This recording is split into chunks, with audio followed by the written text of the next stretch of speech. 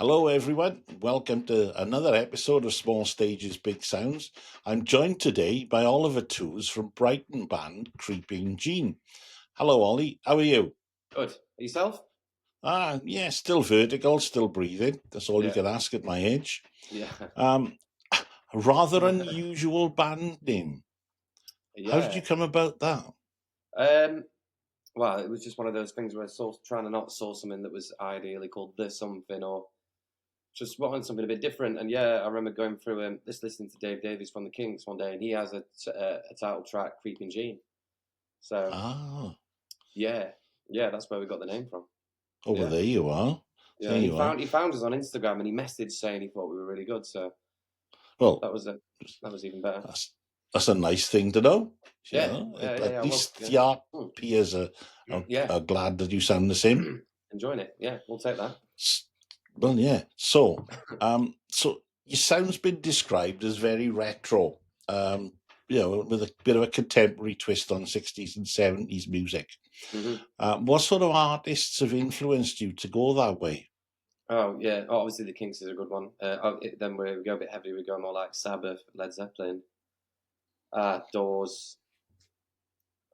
Yeah, down all the bands. We're kind of looking around that Deep Purple, Creedence, Clearwater, all around that sort of era. We love all those bands, to be honest. And then we still like some more modern stuff. I like Jack White is very good. We like Black Keys. There's a lot of some modern bands we like as well. But yeah, a bit of a mix between both, really. Well, that explains the sound. And like I said, I quite enjoyed it when I saw you, and I like the new single too. Oh, I appreciate that. You've obviously got very strong links with local businesses, being a shop owner. Mm. Does this transfer into your choice of the live venues for your upcoming tour? No, it doesn't actually. Oh God, no. It might do with some certain people we work with, where we've got close friends somewhere that we'd like to keep it in the family. But yeah, now I think our agents sort of picked a route that we can talk to for where we're playing, for example. But no, not too much of a say on where we're playing, but yeah, venue wise. But yeah, the cities are all good. Yeah, looking forward to it really. Okay. I mean, I've been talking to several people over the last few months about this, and I came across a website that the Music Venue Trust are promoting called Hereby, Okay. HEARBY.com. So it's a really useful resource because it lists all the grassroots music venues in the UK and across the US. So it's a really useful thing if you want to have a look at that. Yeah, I'm not going to go into quite it. a lot there, isn't there? Yeah, it's huge. I can imagine. There are only about 800 grassroots venues in the UK now.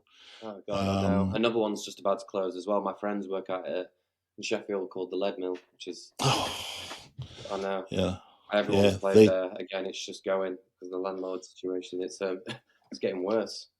Yeah, and this is the issue. It's I mean, I know bands aspire to play big places. Yeah. But initially, you've got to start somewhere. 100%. And supporting these grassroots music venues is probably better than the bigger arenas, I would have thought, for you. 100%, yeah. I think everyone should support small venues over big ones. But you got to get there somehow. Your new single, Spice Rack, which, as I said, I quite like. What's it about?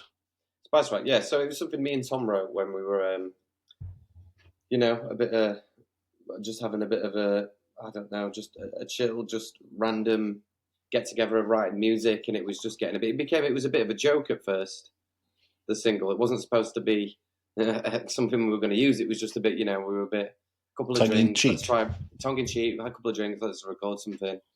Yeah, and it just sort of came out as just a bit of a joke on cooking, about making, a bit of a sexual connotation with cooking hot food, really. So yeah, it was a bit of it was a tongue-in-cheek joke thing, but it came out quite cool. We like the sort of the backbeat to it and the riffs, and yeah, it's a nice vibe to it. To be honest, I quite like it.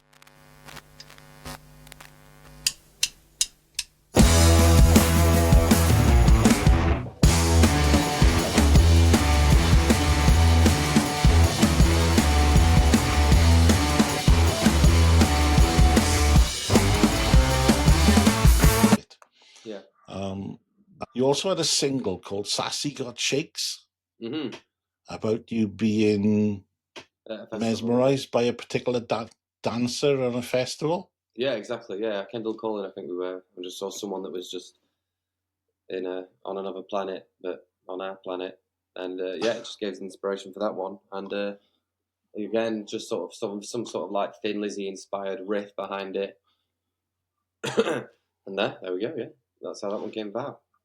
Well, like I said, I mean, I hadn't heard of you before, but I saw you at Steelhouse Festival last year and absolutely loved the set. I Yeah. thought it was fab. Okay, appreciate And that. and also, I mean, the retro clothing really made you stand out as well.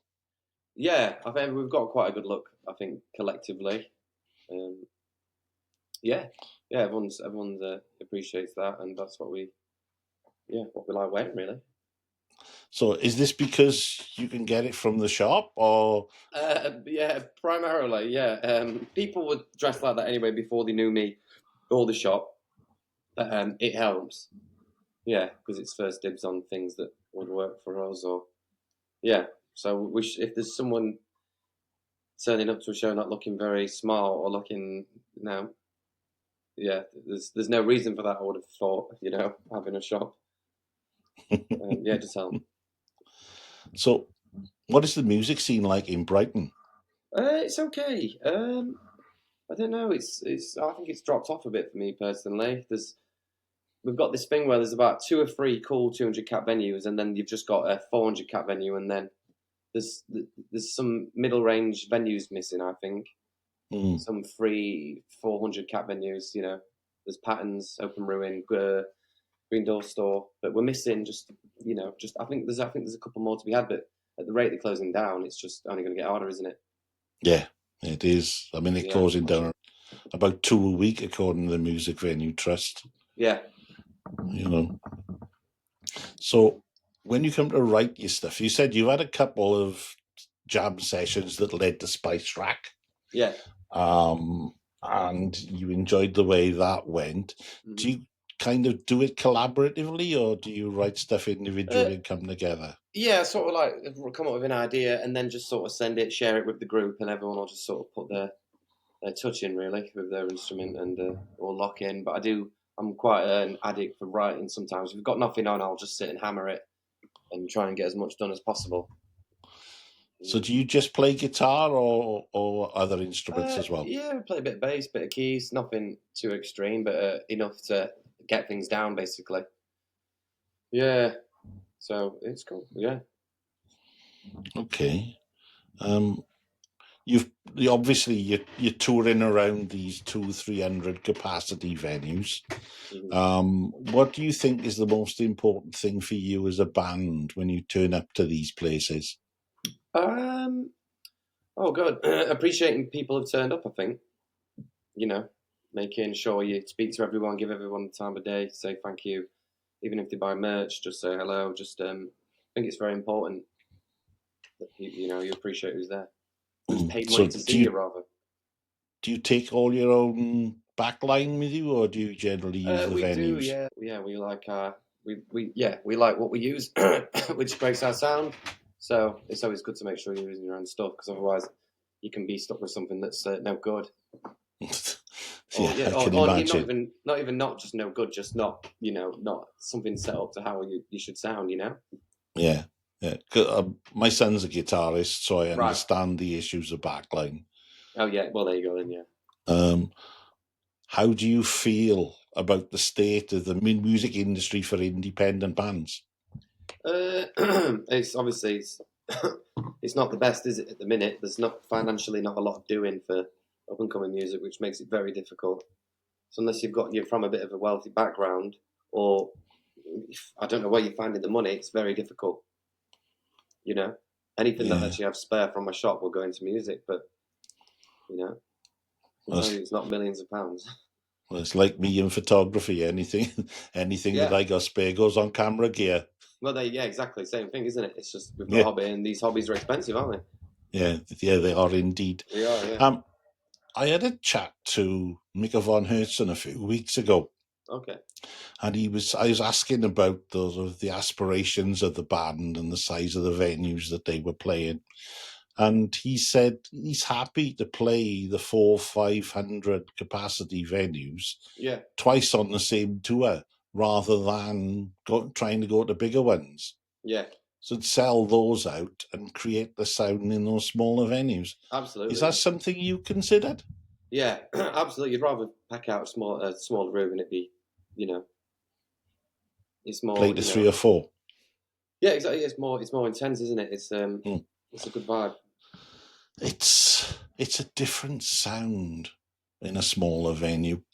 Yeah, the It all big venues. I'm not depends. like I won't pay to see anyone at the O2 or anything like that.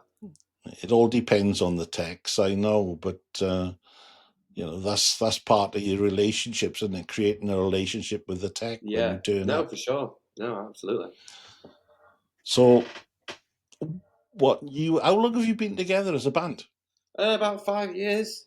Yeah.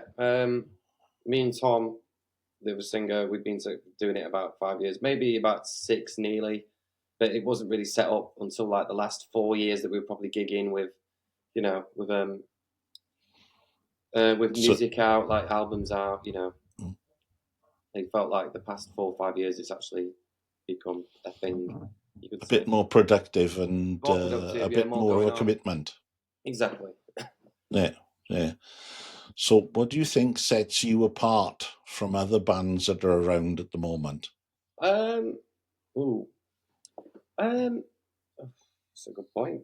That's a hard one, that isn't it? Without I think we, we have a very good uh relationship. I think we have a strong personality collectively. I think that can set us apart. I think we have a lot of fun, and that's seen on stage with the way everyone moves and gets along, and the dress sense. I think there's like collectively a strong um, group of individuals that make something quite, exciting, funny. Yeah, we just enjoy what we do, and I think it shows. There's not one person that's not don't want to be there or for the sake of money. I mean, it's all we just have fun doing it, and I think that comes across, and I think that's quite healthy, and I think it's that could set us apart from people. Well, as it did like I said, when I saw you, it did come across that you seemed to be enjoying it, and that rubbed off on the crowd as well. Yeah, I'd like to think so. Yeah. But so after this tour now, when you've done hmm this short tour in April, what else is planned for you as a band for the rest of the year? I don't move that into far into the end of summer yet, but hopefully a couple of festivals, and then hopefully some more support gigs with bigger bands. There's a few bands we've been in touch with that we're hoping to try and lock stuff in. So we'll just have to wait and see. But fingers crossed, some bigger bands to play with, really, to help build the name. Well, like I said, I mean, if you ever want to come back and have a chat when you got some music out or any news Oh, or anything, absolutely, yeah, just drop me a line. yeah, for sure. It's a You good know, idea. it's part of what we do at Uberrock is covering independent venues and up and coming bands as well as the bigger ones. Yeah, good. That's nice. So, we cover people across the country we got people in Northern Ireland, north of England, and we got a guy that's in Netherlands as well. Right. So we try our best. So it's not Yeah. about musical mediocrity. It's Yeah. about Good. Nice. Yeah. supporting anybody. Yeah. It's nice to be spotting that. So that's about it for the questions I was going to ask you for. Have you got a copy of the album? I don't think I do. Well, I'll have to send you one. I'll What have a look on Spotify. It's fine. Yeah. I got Yeah. no problem with that. Yeah. I'll Well, have a listen to that. we'll have to send you something like a CD or vinyl signed or something, won't we? Or, Well, yeah. you don't have to do that. It's not a problem. If I see No, it's you at a nice to gig give something. somewhere, we'll sort it out. Yeah, for sure. Yeah. Well, But so where are you based in Wales then? yes, South Wales, yeah. This. Sorry, instead of what Wales? What city are you based in then? Or town? Just outside Newport. Mm. You played the Patriot. Did you play the Patriot? I don't think we have. Oh, okay. Yeah, we might be playing in Cardiff if that's. Well, if you're in Cardiff, I tend to go to gigs in Cardiff. So just, Yeah. yeah. Well, like I said, Talita will drop me a line anyway. Yeah, that'd be wicked. So, like I said, I'll pop across. I do reviews and photography there on a regular basis. Oh, wicked. So it'd be good to pop across and catch up with you. Yeah, that'd be perfect. All right, nice one, Dave. But like I said, it's been a pleasure talking to you. Sorry Yeah. it took a little bit longer Oh talk God, than no! we thought it would. I apologise myself. Yeah, I was supposed to be in early, but I had a staff member turn up late, which made it difficult. Yeah. I didn't want to try it again in the shop on my phone because of last time, so I thought I could No, do it that's now. fine. That's fine.